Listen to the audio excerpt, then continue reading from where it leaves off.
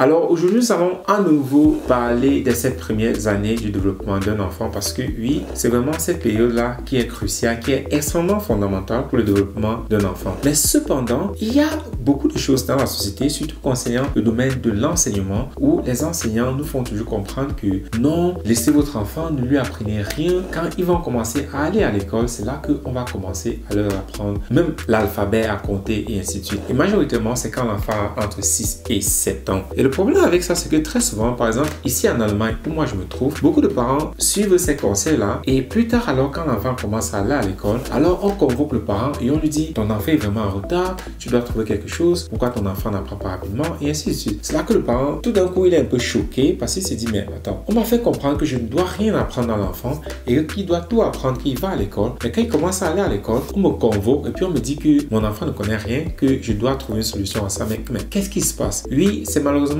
ça que beaucoup de parents vivent, où on les dit non, ne faites rien avec votre enfant, qu'ils vont commencer à aller à l'école. C'est là qu'on va tout les apprendre. Mais le parent se rend compte que quand l'enfant commence à aller à l'école, on commence à convoquer le parent pour lui dire que ton enfant a des problèmes, ton enfant a des lacunes, trouve une solution à cela. Ou le parent est un peu perdu. Voilà pourquoi alors j'essaie toujours d'expliquer aux parents que sur un point scientifique, les 7 premières années de la vie de ton enfant sont les plus importantes. Et c'est durant cette période-là que l'enfant a une certaine habilité appelée la capacité naturelle d'apprentissage. Et c'est cette habilité-là vraiment qui rend l'enfant un peu comme une éponge. Vous allez vous en rendre compte que quand votre enfant est vraiment encore petit, entre 0, 4 ans, 5 ans, maximum 7 ans, c'est très facile pour votre enfant de rapidement absorber les informations. C'est très facile pour vous de dire une seule chose et l'enfant capte cela immédiatement. Et plus alors l'enfant prend de l'âge, plus cela devient, plus il perd cette aptitude-là. Oui, parce que cela, c'est ce que nous appelons la capacité naturelle d'apprentissage et c'est ça donc qui permet à l'enfant d'apprendre rapidement. Cependant, quand l'enfant traverse la période de 7 ans, il perd cette faculté-là. Ce qui fait que apprendre devient extrêmement difficile pour l'enfant et à un certain niveau, ça devient tout simplement impossible. Vous allez voir que plus votre enfant prend de l'âge, c'est là que vous allez commencer à remarquer énormément de lacunes chez vos enfants que vous n'avez pas remarqué cela quand l'enfant était petit.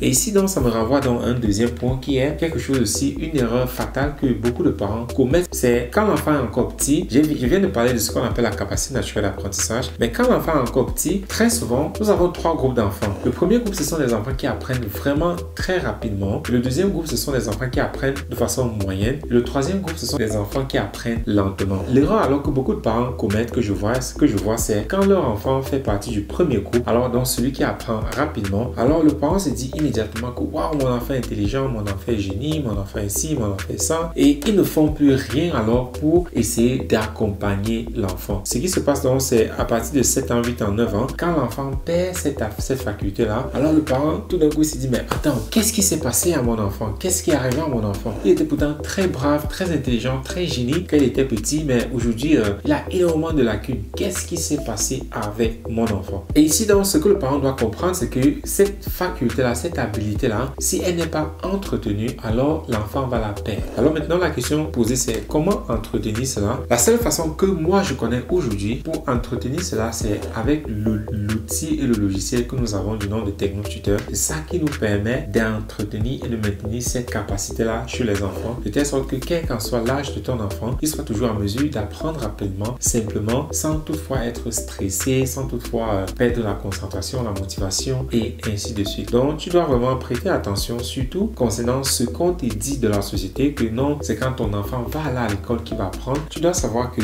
la majorité des choses que ton enfant va apprendre et connaître, cela va venir de la maison. Ce qui est un peu contradictoire parce qu'on se dit toujours aujourd'hui que ouais, c'est quand l'enfant va à l'école qu'ils apprennent, mais non, la majorité des choses que ton enfant va connaître et maîtriser, ce sont les choses qu'il aura appris à la maison. Parce que tu vas même t'en rendre compte, même quand l'enfant va à l'école, on lui donne des devoirs et c'est toujours à la maison qu'il va les faire. À l'école, on regarde seulement que oui, c'est correct, c'est pas correct, et ainsi de suite. Parce que oui, tu peux aussi essayer de comprendre les enseignants. Un enseignant dans une classe avec 20, 15, 30 personnes, quel temps est-ce qu'il peut vraiment avoir pour dédier à chaque enfant? Donc, c'est malheureusement pas possible. Donc, voilà pourquoi ton enfant va majoritairement apprendre à la maison. C'est alors toi, le parent, de vraiment assurer cette éducation-là à la maison, de telle sorte que tu ne le regrettes pas plus tard. Parce que même si tu dis, ouais, il va apprendre à l'école, plus tard, l'école va s'en foutre et c'est toi, le parent, qui va te retrouver là avec un enfant 10 ans, 15 ans, 20 ans, 30 ans, qui n'a pas reçu une bonne éducation. Et c'est là donc que tu vas te culpabiliser, le regret et ainsi de suite. Et il sera déjà trop tard. Voilà pourquoi j'essaie de vraiment préfère transmettre ce message-là de telle sorte que toi, le parent qui regarde ceci, tu peux éviter cela. Parce que la pire des choses qui peut arriver dans ta vie, ce n'est même pas la somme d'argent que tu aurais toujours aimé avoir, que tu n'as pas atteint. Ce n'est pas les choses que tu n'as pas fait dans ta vie, mais ce sont les choses que tu vas regretter de n'avoir pas fait. Parce qu'il y a beaucoup de choses que nous pouvons faire, mais nous ne pouvons pas tout faire. Mais il y a certaines choses que nous devons absolument les faire. Et ce sont ces choses-là que tu dois absolument les faire, que si tu ne les fais pas aujourd'hui, tu vas les regretter et cela va te poursuivre tout le long de ta vie. Est-ce que c'est ça vraiment que tu veux? Tu veux vivre dans le regret ou bien tu veux vraiment donner cette fondation-là à ton enfant de telle sorte que ton enfant puisse voler de ses propres ailes? Le message que j'essaie vraiment toujours de transmettre aux parents, c'est que tu peux prendre les 7 premières années de la vie de ton enfant à vraiment lui inculquer une éducation parfaite, sophistiquée et tu n'auras plus à t'en soucier le reste de ta vie. Mais si tu ne le fais pas, alors tu vas passer toute ta vie à t'occuper de ton enfant. Le choix, voilà les 2 choix qui te sont proposés toi le parent. Soit vraiment investi autant que tu peux, que ce soit financier, que ce soit en termes de temps, pour vraiment développer l'éducation de ton enfant durant ces 7 premières années. Et là, tu sais qu'il a une bonne fondation, il peut voler par lui-même maintenant. Ou bien tu ne le fais pas, mais tu vas passer tout le reste de ta vie à t'occuper de ton enfant parce qu'il n'a tout simplement pas la fondation, il n'a tout simplement pas les repères dans la société parce que les 7 premières années de sa vie ont été ratées. Donc, fais vraiment gaffe à ton choix. Sache que quel qu'en soit ce que tu prends, il y aura des conséquences. Veux-tu vivre dans le regret ou bien veux-tu vivre dans la joie? Le choix te revient.